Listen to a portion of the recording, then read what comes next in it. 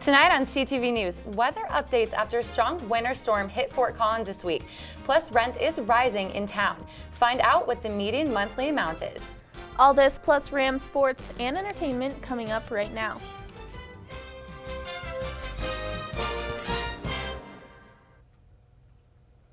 Good evening, Rams. Thanks for tuning in to CTV News. I'm Kay Bennet. And I'm Grace Reeder. The median rent in Fort Collins has been increasing, and it is now near $1,400 per month. According to apartmentlist.com, rent in Fort Collins has increased faster than the national average over the past year.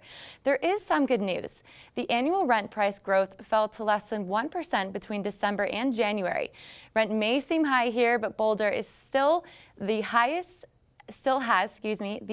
rent in Colorado at $1,900 per month.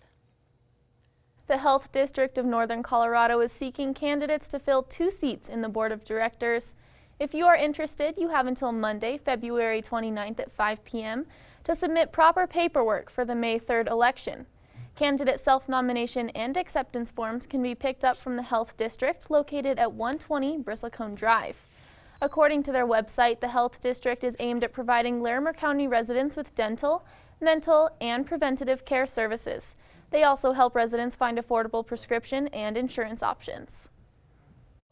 The Center for Disease Control announced on Monday that the E. coli outbreak at Chipotle appears to be over. Chipotle's first outbreak case was reported back in early December.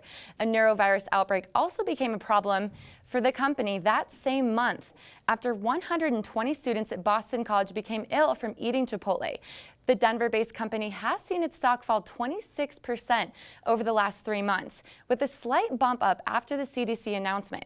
Chipotle plans to close all of its locations on February 8th for food safety discussions. So for now, you'll have to find another place to eat for your study break. New Belgium lovers, delay your plans to visit the New Belgium Brewery in Asheville, North Carolina. The taste room will open in March and tours will begin in April. According to the company spokeswoman Suzanne Hackett, they are taking their time to get the right beer. New Belgium is currently testing their Fat Tire Amber Ale, 1554 Black Lager, and Ranger IPA. New Belgium has invested $140 million into the project. Coming up next, we have an interview with a student who is starting a new community on campus. So exciting. But first, weather anchor Nicole Conklin is here with a preview of her forecast. Hi, Nicole. What weather updates do you have for us tonight? Hey ladies, thank you so much. I'm Nicole Conklin with a weather preview for all of you guys. Now right now we have our live cam up here at CSU.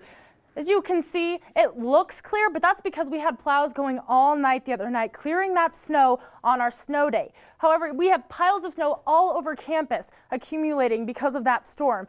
Luckily, the temperatures got warm enough today that some of the snow did start to melt. So it was really wet all over campus, a lot of dripping from the roofs. Hopefully none of you guys got snow on your heads. However, we still have a lot of ice around, so I would be very careful. It was really slippery. I don't know about you guys, but I slipped a few times on campus today. Now we'll look at our current temp right now. It's about 12 degrees here in Fort Collins. However, it's going to feel a lot colder, about 4 degrees, because we have a wind chill, 6-mile-an-hour winds coming from the southwest. That's what I have for the preview for you guys, but stay tuned because I have the rest of the weather forecast coming up. Back to you, Kay and Grace. Thanks, Nicole. Joining us now is CSU student Melissa Leavenworth. So tell us about the yoga organization. So we're revitalizing the yoga club and we're turning it into the yoga community at CSU.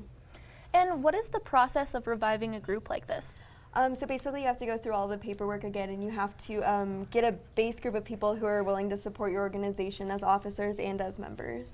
And how many members do you think approximately you'll have come out? What are you hoping for? Our numbers are starting off a little bit low, around 5, but we're hoping that as soon as we start to get the more regular and consistent yoga sessions up and running, we'll have more people join since they're all free. Definitely. So right now there are 400 clubs and organizations on campus. I personally love yoga. Where do you feel like the yoga community fits into that?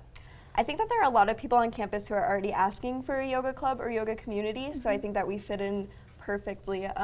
We're able to provide a network of people who are willing to get together and practice and grow together, and it really creates a lot of strong relationships. So tell us exactly what happened. Why did it end in the first place? The yoga club since about 2012 has kind of dwindled in numbers, and the last 2 officers who are kind of running the organization didn't get it completely registered, and so it wasn't really on the map for CSU, and they've actually gone off to do some other things now. So. And with that, how are you planning to market this new society that you've created? How are you planning on, are you going to Facebook? Are you going to chalk the plaza? What are you going to do for that? So we are already on social media. We're on Facebook, Twitter, Instagram, and Ramlink, and we're teaming up with instructors from studios outside of CSU as well as at the rec at CSU. So we're hoping to offer a really wide range and variety of types of yoga to people and draw them in that way. And who are you hoping will teach this? What qualifications do they have to have? We're looking for people who have the 200-hour teaching certification, and we've got people that are from Core Power and the CSU Rec and that kind of thing. Awesome. Awesome, that sounds great. Well, thank you so much for coming on tonight. Yeah, thanks for having me. Of course. Coming up after the break, weather anchor Nicole Conklin will have the rest of her forecast. Stay tuned.